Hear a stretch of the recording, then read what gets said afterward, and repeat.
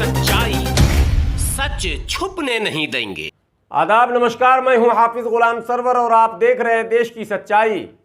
6 अप्रैल को एक तुगलकी फरमान दिल्ली सरकार के द्वारा आया था। तुगलकी फरमान इसलिए मैं कह रहा हूं कि देश की जनता जो है वो बहुत कुछ अब बोलने लगी है, और बोलने ही नहीं लगी है, देश की जनता अब कुछ कुछ करने लगी है। मैं दिखाऊंगा वो दृश्य भी कि क्या क्या करने लगी है, लेकिन क्या क्या बोल रही है वो भी दिखाऊंगा।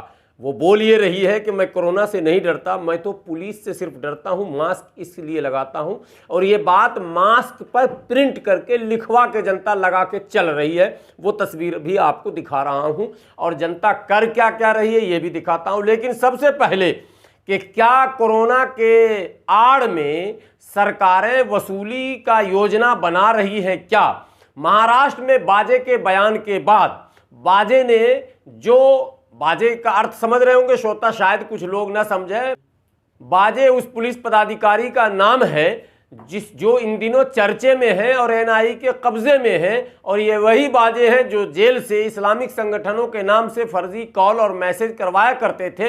ये वही बाजे हैं जिन्होंने मुकेश अंबानी के घर के आगे आरडीएक्स और ना जाने क्या क्या रख रखा था। बहरहाल बाजे ने एक बयान दिया कि महाराष्ट्र के गृह मंत्री ने हमें यह आदेश दिया था कि हमें इतने करोड़ रुपए चाहिए हर हाल में, यानी धन उगाही का आदेश। तो क्या केवल महाराष्ट्र के गृह मंत्री का यह आदेश होता है या तमाम राज्यों में गृह मंत्री यही करते हैं? सवाल नंबर 1। सवाल नंबर 2 कि क्या दिल्ली में भी पुलिस कमिश्नर को गृह मंत्री का आदेश है कि इतने पैसे चाहिए? सवाल नंबर 2। सवाल नंबर 3 कि ये जो नाइट कर्फ्यू का आदेश दिल्ली में लगा, ये केजरीवाल सरकार का निर्णय था या इसमें केंद्र सरकार की भी सहमति थी? ये भी एक सवाल है, क्योंकि धन उगाही 2 प्रकार से हो रहे हैं। एक तो जो सिविल डिफेंस के लोग हैं, जो राज्य सरकार के द्वारा नियुक्त किए गए पदाधिकारी हैं, और ये यूं कहिए कि ये संविदा पर है, ये परमानेंट नहीं है, ये कॉन्ट्रैक्ट पर हैं और इनको ड्यूटी पर ही पैसे मिलते हैं, बाकी इसके अतिरिक्त और कुछ भी नहीं है। बेरोजगारी में जो कुछ न करा लिया जाए तो ये भी एक नौकरी कहलाने लगी है। तो सिविल डिफेंस के लोगों पर यह आरोप लगने लगा था कि मास्क के चालान के नाम पर धन उगाही कर रहे हैं।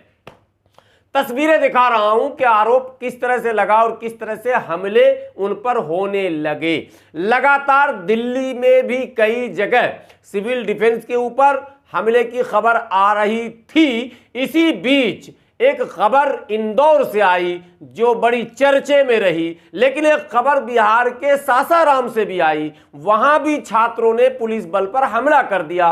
लेकिन अभी जो खबर लेकर मैं आया हूं वो खबर भी बड़ा विचित्र है, और ये दिल्ली के सराय काले खां से है।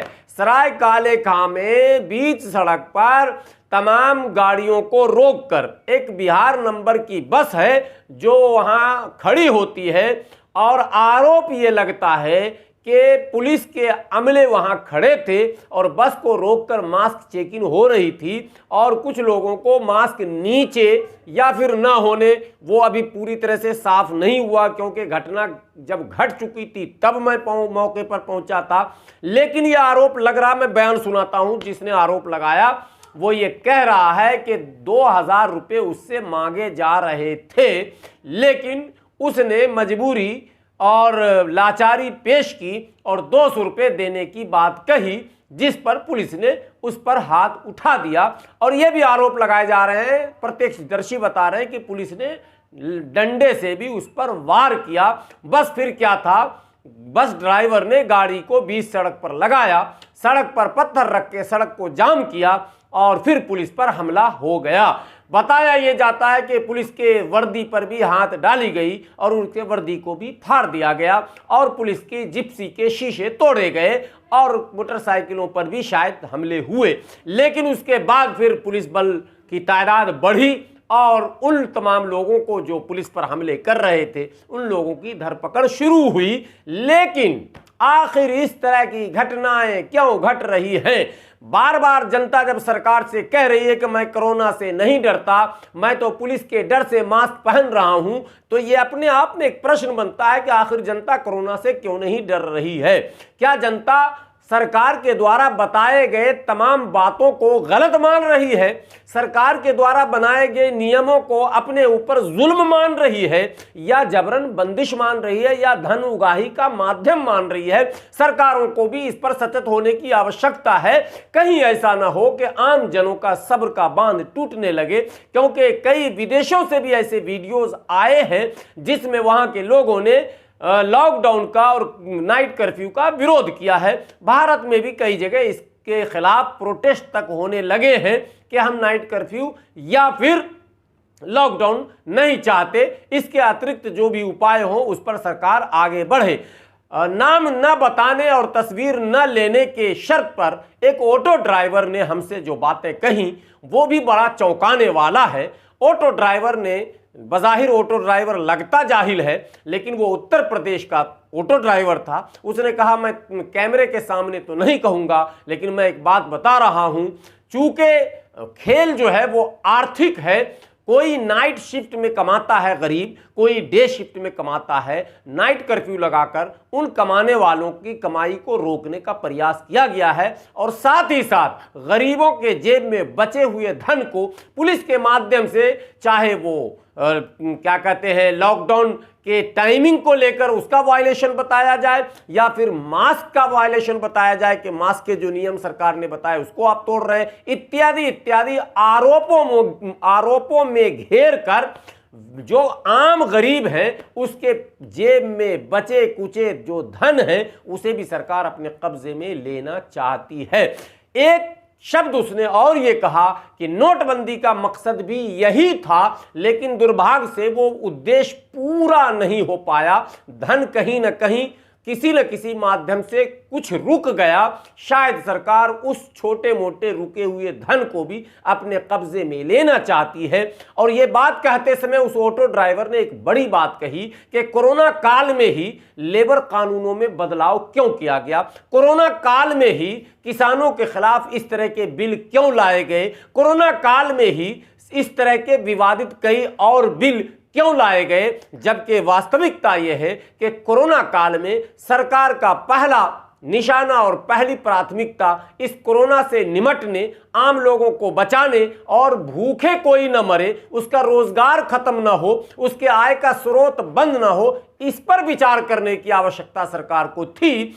इसके विपरीत न तो आय के स्रोतों पर विचार हुआ, न तो उनके आमदनी को कैसे निरंतरता के साथ चलने दिया जाए इस पर विचार हुआ, न तो कोरोना से रोकने के दूसरे किसी उपाय पर विचार हुआ, बल्कि सीधे सीधे इस आम पब्लिक को परेशान करने के जो दूसरे रास्ते हैं उसी पर फिर सरकार लौटती हुई दिख रही है। आगे और बहुत सारे सवालात हैं जिस पर दोबारा मैं आपके साथ रूबरू होऊंगा, अपनी बात भी रखूंगा, जनता की बात भी रखूंगा। पहले सुनिए वो बयान जो सराय काले खां में उस व्यक्ति ने देखा और कहा।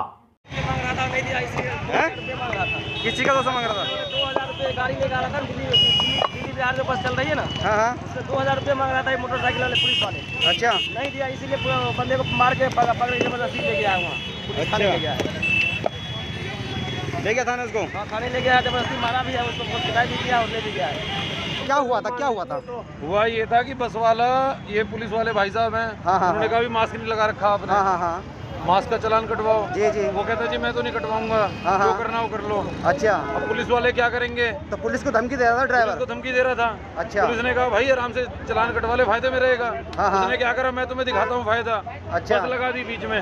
अच्छा, ये जो लगाए थे पत्थर लगा दी बीच में और पत्थर लगा दिए। पीछे एम्बुलेंस खड़ी है, किसी को क्या दिक्कत है, किसी को क्या तकलीफ है वो तो आदमी जानता है ना। पत्थर परेशान कौन हुआ? परेशान आम आदमी हुआ। हाँ, ठीक ठीक। अब ये सारे आए पुलिस वाले, इन्होंने साथ में हमने हटवाए पत्थर उत्तर से। थोड़ा सा जानना चाहते क्या हुआ अचानक? नहीं बताइए। यहाँ पे एम्बुलेंस फंस गई थी? एम्बुलेंस फंसी पड़ी थी, तो आप उस समय यहाँ पर मौजूद थे? हाँ, सबने देखा यहाँ पे जी। अच्छा, नहीं तो शुरुआत कैसे हुई थी, अंदाजन आपको मालूम है? ये जी मास्क विदाउट मास्क से चल रहे थे। विदाउट मास्क आपको पता रूल में चलान है, ये बिल्कुल है, दिल्ली में चलान है तो मास्क कटेगा ही। इन्होंने बस वालों ने क्या मारने लग गए पुलिस वालों को। क्यों मारने लग गए? आप पहले मारने लग गए साइड में मारो, एम्बुलेंस जमा रास्ता क्यों जाम? जब पुलिस को मार रहे थे कितने लोग अंदाजन होंगे?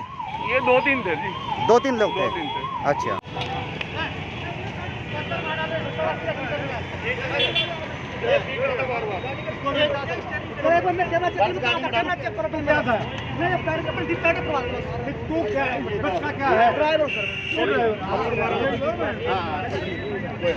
ड्राइवर में